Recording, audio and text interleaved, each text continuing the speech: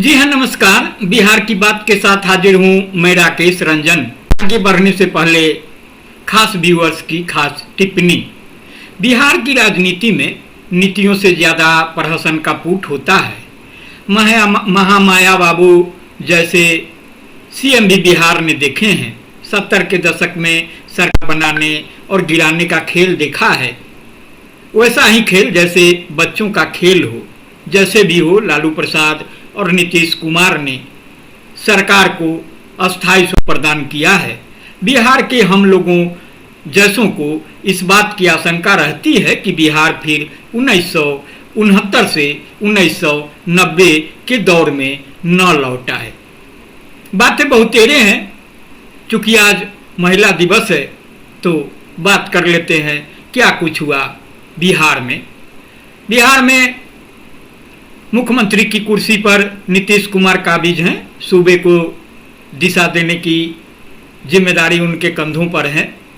जाहिर है वे बार बार इस बात को दोहराते रहे हैं कि महिलाओं के लिए उन्होंने क्या कुछ नहीं किया। जब वो इस बात को दोहराते हैं कि पहले कुछ था जी, शाम में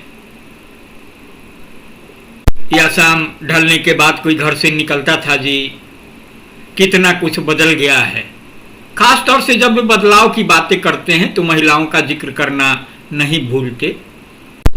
बातें कुछ ऐसी भी हो जाती है जिसको लेकर उन पर चौतरफा हमला होता है। खैर, आज मौका चूंकि महिला दिवस का था तो महिलाओं की बात होनी थी। नीतीश कुमार ने सूबे की महिलाओं के लिए मंगल की कामना की। उनकी जो पार्टी है जदयू, उसके प्रदेश कार्यालय में कार्यक्रम का आयोजन हुआ। वहाँ मुख्यमंत्री मौजूद रहे और महिलाओं को शुभकामनाएं दी। कहा कि महिलाओं के विकास व कल्याण के लिए जो मैंने कुछ किया है, जितना बन पड़ता है करते रहते हैं और आगे भी करेंगे। महिलाओं ने भी उनका आभार जताया। कार्यक्रम कई अन्य भी हुए। खासतौर से आप देखेंगे तो विपक्ष के नेता का जोर भी महिला सशक्तिकरण पर है। तेजस्वी यादव ने बातें की है। झारखंड में जिस तरीके से हेमंत सोरेन ने महिला सशक्तिकरण के लिहाज से महिला मैया सम्मान योजना की घोषणा की थी, तो तेजस्वी ने भी बिहार के लिए किया है। वो तो कह रहे थे कि सरकार ही प्रावधान करे, लेकिन जो बजट आया उसमें सरकार ने ऐसा कुछ नहीं किया। जाते जाते यह भी बता दें कि महिला दिवस पर जो कार्यक्रम हुए उससे अलग, चूंकि होली में अब चंद दिन शेष रह गए हैं, 13-14 को होली की बात कही जा रही है, तो माहौल भी होलियाना है। फागुन है, फागुनहट जो बयार है उसकी बात की जाती है। तो होली को लेकर के भी कार्यक्रम हो रहे हैं। तो आज भाजपा के सांसद हैं पाटलिपुत्रा से, पटना से रविशंकर प्रसाद, केंद्रीय मंत्री भी रहे हैं कई सरकारों में। कतिपय कारणों से उन्हें आजकल आराम करने के लिए कहा गया है, लेकिन वे सक्रिय हैं, वकालत पेशे से भी हैं। तो आज उन्होंने होली मिलन का आयोजन भी किया। खास बात यह रही कि गुलाल और फूल की होली खेली गई। रविशंकर प्रसाद ने लोगों को गुलाल लगाकर शुभकामनाएं दी। वहाँ विधानसभा अध्यक्ष नंद किशोर यादव की हाजिरी भी हुई। मुख्यमंत्री नीतीश कुमार की मौजूदगी भी रही। दोनों ने एक दूसरे को होली की शुभकामनाएं दी। तो अब आते हैं सियासत की बात पर। इधर आप लगातार देख रहे हैं कि बातें बहुतेरे हो रही है। तरह तरह की बातें, तरह तरह का अनुमान, तरह तरह के कयास, तरह तरह के विश्लेषण।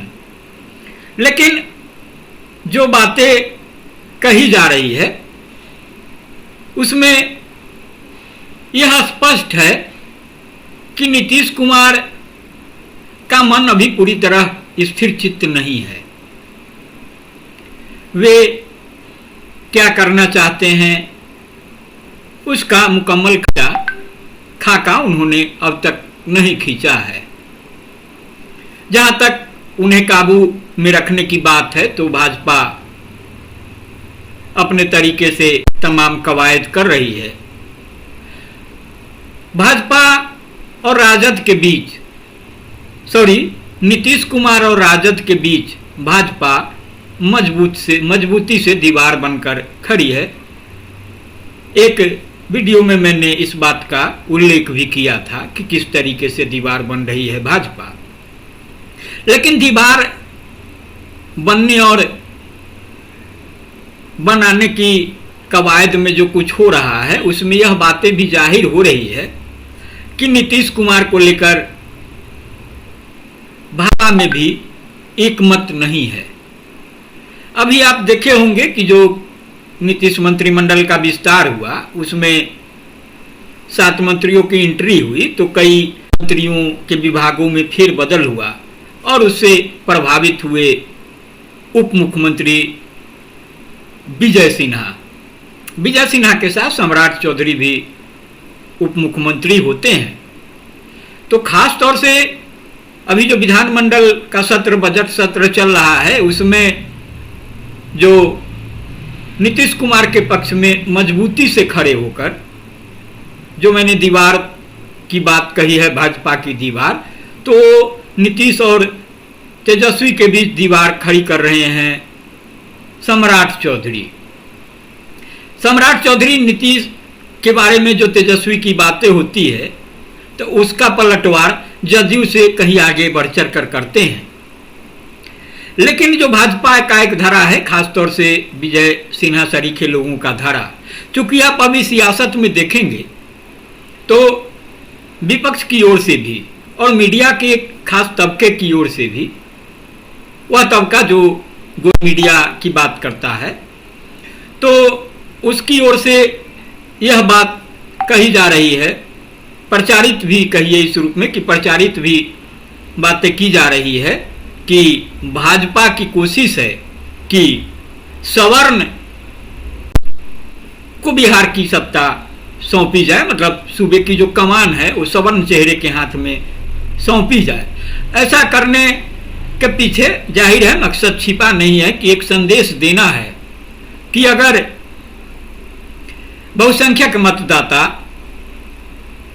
कुछ ऐसी गलती करते हैं तो उसका लाभ भाजपा को मिलेगा और फिर भाजपा जो कुछ करेगी तो जो लंबे अंतराल से जो पिछड़ों की सत्ता चल रही है, सत्ता की कमान पिछड़ों के हाथ में है 1990 से अब तक, चाहे वो लालू प्रसाद के हाथ में हो, राबड़ी देवी के हाथ में हो, नीतीश कुमार के हाथ में हो, और फिर एक जो महादलित की बात होती है तो कुछ दिनों के लिए जीतन मांझी के हाथ में हो। लेकिन जरा भी अगर चूक हुई और भाजपा अपने दांव में सफल हो गई तो फिर वही 90 से पहले वाली स्थिति हो जाएगी। जैसे कि मैंने शुरुआत में भी कहा था, एक व्यूअर्स की जो चिंता जताई थी और उन्होंने कहा था कि, तो हालांकि उन्होंने उठापटक की बात कही थी, तुरंत बदलाव की बात कही थी, तो आपने 90 से लेकर अभी जो 225 चल रहा है उसमें भी देखेंगे कि यहाँ भी बदलने की बात हुई है। तो वह जो भी बात हुई है वह नीतीश कुमार की पलटमारी की वजह से हुई है। स्वाभाविक है नीतीश कुमार सियासत के केंद्र में है और आज की तारीख में भी उनकी अनदेखी करने की स्थिति में कोई नहीं है। तो जो भाजपा का एक खेमा है, तो मैं बात कर रहा था विजय सिन्हा का, तो चूंकि विजय सिन्हा से पथ निर्माण विभाग छीन लिया गया, हालांकि वह दिया गया भाजपा ही कोटे के मंत्री को, नितिन नवीन को। नितिन नवीन से भी नगर विकास विभाग छीनकर किसी दूसरे को दिए गए थे। लेकिन विभागों की अदला बदली के बाद जो हालात बने और जो बातें स्पष्ट हुई, और उसमें खास तौर से विजय सिन्हा की नाराजगी की जो वजह आई, उसमें कहा तो यह भी गया कि जब राज्य स्तर पर उनकी बातें नहीं सुनी गई तो वे दौड़े दौड़े दिल्ली गए और शीर्ष नेतृत्व को भी अवगत कराया कि बिहार में कुछ हो रहा है, कैसे हो रहा है। उसमें यह माना गया कि बड़े तरीके से नीतीश कुमार ने विजय सिन्हा के पर कतर दिए। अब चूंकि नीतीश कुमार के बचाव में सम्राट चौधरी मजबूती से खड़े होते हैं और सम्राट चौधरी की एक धड़े की ओर से इस बात के रूप में भी चर्चा होती है, मीडिया में भी चर्चा है। आप देखे होंगे कि पिछले चुनाव के दौरान बेगूसराय की सभा में केंद्रीय मंत्री गिरिराज सिंह ने ही किस तरीके से और पेश किया था सम्राट चौधरी को, वहां बिहार मुख्यमंत्री कैसा हो सम्राट चौधरी जैसा हो का नारा लगा था। तो स्वाभाविक है कि कान खड़े हुए थे। जो एक खास तबका है भाजपा का, उसमें विजय सिन्हा भी आते हैं, उनकी भी महत्वाकांक्षा है, तमाम बातें। तो आप देखेंगे कि भारतीय जनता पार्टी ने सत्ता में बने रहने के लिए नीतीश कुमार के साथ जो भी समझौते किए हुए, जिस तरीके की बातें हुई हो, तो 2005 से नीतीश कुमार के साथ जब अब तक जब लंबे अंतराल में ही रहा है, दो थोड़े अंतराल को छोड़ करके, तो 5 उप मुख्यमंत्री भाजपा ने दिए हैं बिहार को सत्ता में बने रहने के लिए। पहला दौर था जब सिर्फ सुशील मोदी हुआ करते थे, बाद में तारकिशोर प्रसाद भी हुए, उनके साथ महिला को रखा गया था। अभी विजय सिन्हा होते हैं, सम्राट चौधरी होते हैं, तो चेहरे बदलते रहे हैं। तो यह भी कहा जा रहा है कि क्योंकि इसलिए बचाव में सम्राट चौधरी खड़े हो जा रहे हैं क्योंकि वहां जो भाजपा का जो सवर्ण धड़ा है उसके खिलाफ जो वहां गोलबंदी है, तो इस रूप में एक मैसेज देने की भी कोशिश होती है, सम्राट चौधरी की ओर से हो या भाजपा के धड़े की ओर से हो। और यह आश्वस्ति देने की कोशिश कि ऐसी कोई बात नहीं है, अगर भाजपा भी सत्ता में लौटती है तो सम्राट सरीखे चेहरे हैं, तो सत्ता सवर्णों के हाथ में नहीं जाने वाली है, वो भले भाई की ही सरकार आ जाए। एक बात यह भी कही जा रही है कि भाजपा की पूरी कोशिश है कि लड़ाई को सीधा बनाया जाए, एक तरफ भाजपा हो, दूसरा तरफ राजद हो और उसका कुनबा हो, लीड भाजपा करे, नीतीश की मजबूरी न रहे, तमाम बातें हैं। लेकिन जो एक तटस्थ विश्लेषण है उसमें कहा जा रहा है कि जो भाजपा है एक हिंदुत्व का जो उसका अपना पीछ है, और दूसरा जो समाजवाद की धारा है, सामाजिक न्याय की धारा है, तो उसके गरम दल के रूप में कह लीजिए उसका नेतृत्व कर रहे हैं लालू प्रसाद और उसकी टीम, जिसके उत्तराधिकारी तेजस्वी, और सामाजिक न्याय की जो धारा है उसके नरम दल का अगुआ नीतीश कुमार है। क्योंकि नीतीश कुमार के साथ सभी वर्गों का जुड़ाव है, सभी वर्गों में उनकी स्वीकारता है, तो इसलिए नीतीश कुमार की ताकत बढ़ी हुई रहती है और उनको नकारने की स्थिति में कोई भी दल नहीं होता, चाहे वो सत्ता की दावेदार राजद हो या फिर भाजपा, जो नीतीश कुमार के पीछे पीछे बिहार में चलने को मजबूर है। पिछले चुनाव में चिराग पासवान की चर्चा हुई थी, हनुमान बने थे, इस बार प्रशांत किशोर की चर्चा है। प्रशांत किशोर के बारे में भी मैंने आपको बताया था कि प्रशांत किशोर किस तरीके से सुर्खियों में बने हैं, क्योंकि उनमें इस काम में उनको महारत हासिल है। तो उन्होंने जो ऐलान कर दिया था कि राघोपुर में चुनाव लड़ेंगे तेजस्वी के खिलाफ, जो मुख्यमंत्री के दावेदार हैं विपक्ष के चेहरे। हालांकि विपक्ष के चेहरे को लेकर भी मतभेद है, कांग्रेस की ओर से कुछ बातें कही गई है। अब इसको किस रूप में विपक्ष मिल बैठकर सुलझाता है, क्या बातें होती है, यह भी देखने वाली बात होगी। तो प्रशांत किशोर को लेकर के जो संभावना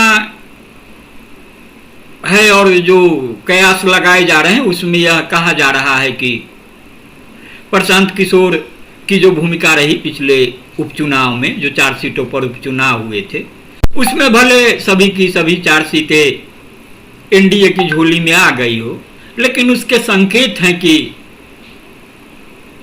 जो झटका देने की बात है। और जिस तरीके से चिराग पासवान को आगे कर नीतीश कुमार को पिछली बार भाजपा ने झटका दिया था, और उस झटके का फायदा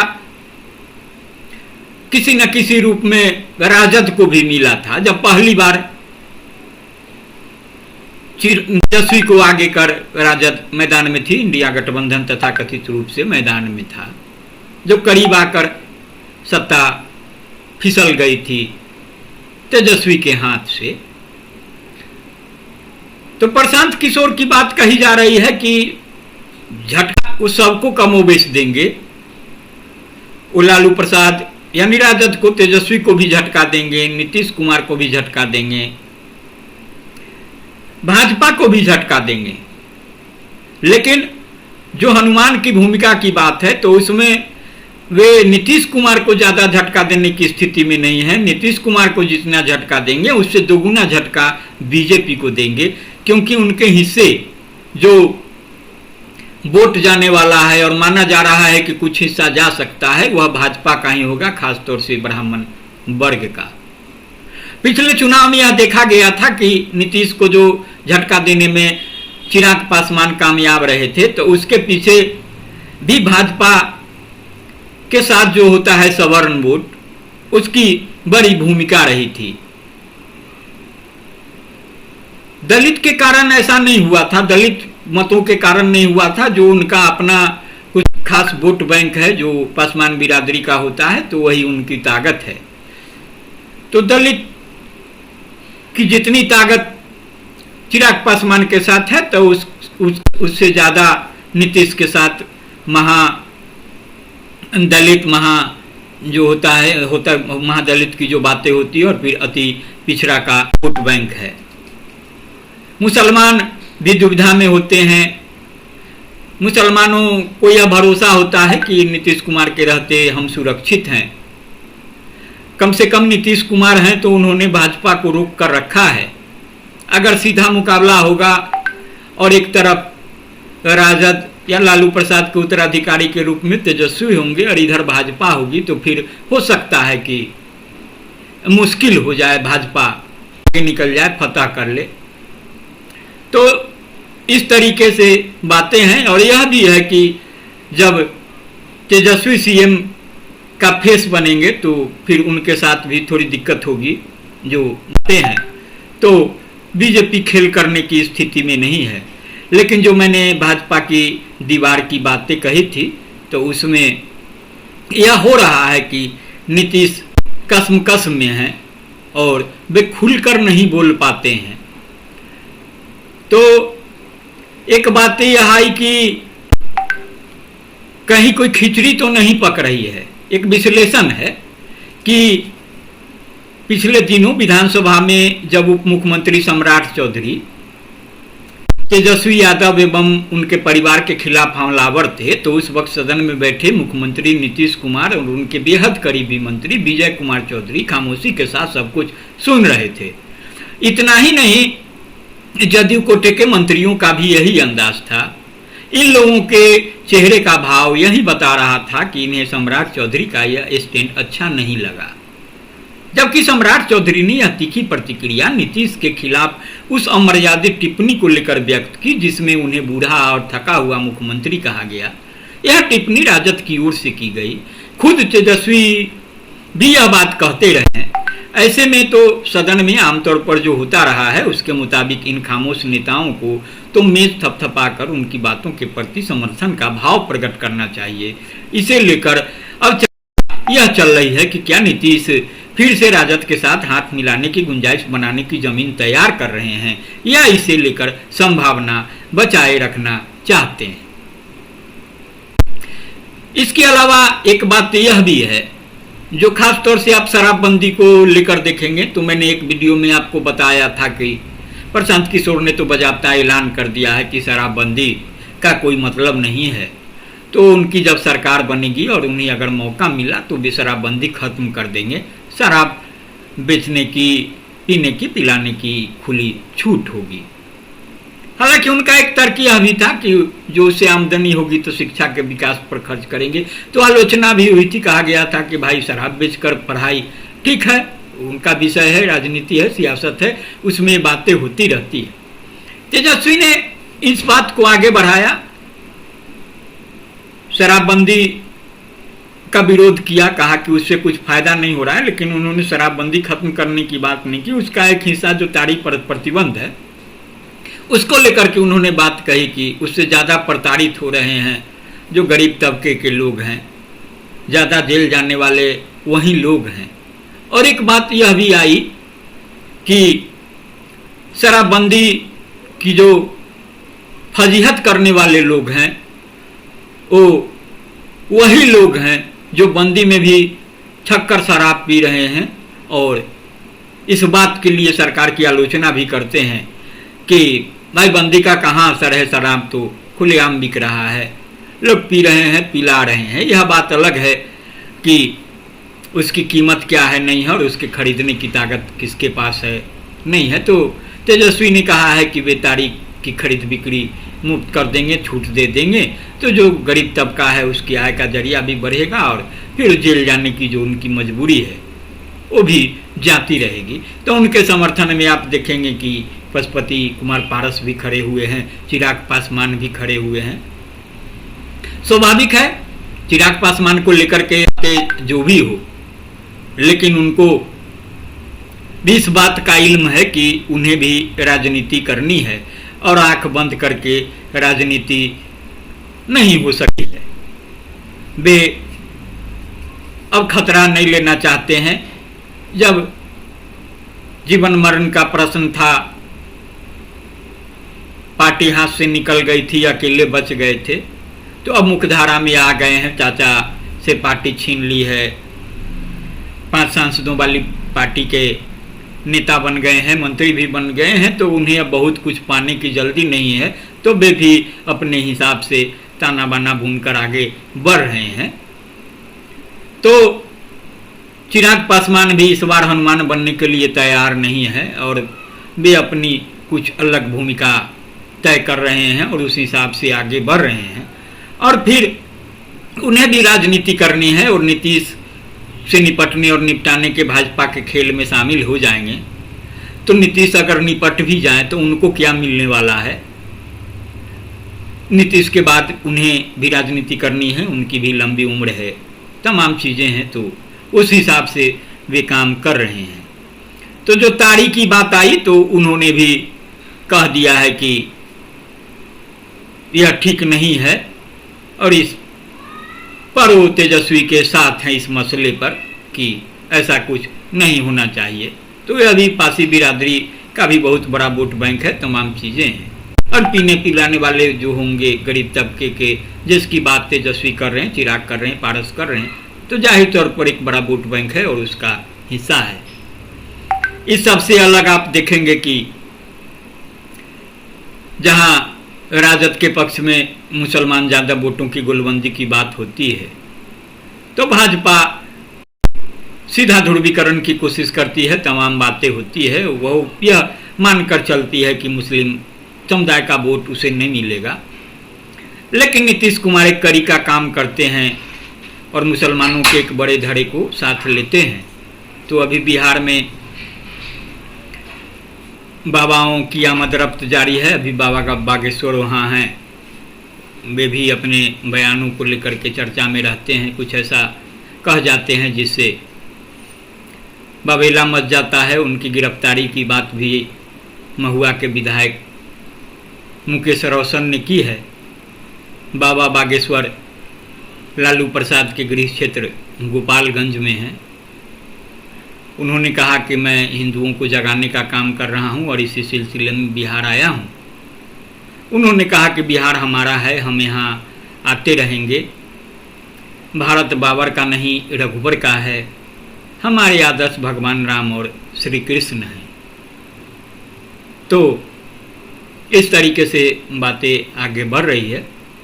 तो आज फिल वक्त इतना ही। सुनेंगे, गुनेंगे, प्रतिक्रिया देंगे, लाइक करेंगे, शेयर करेंगे। नमस्कार।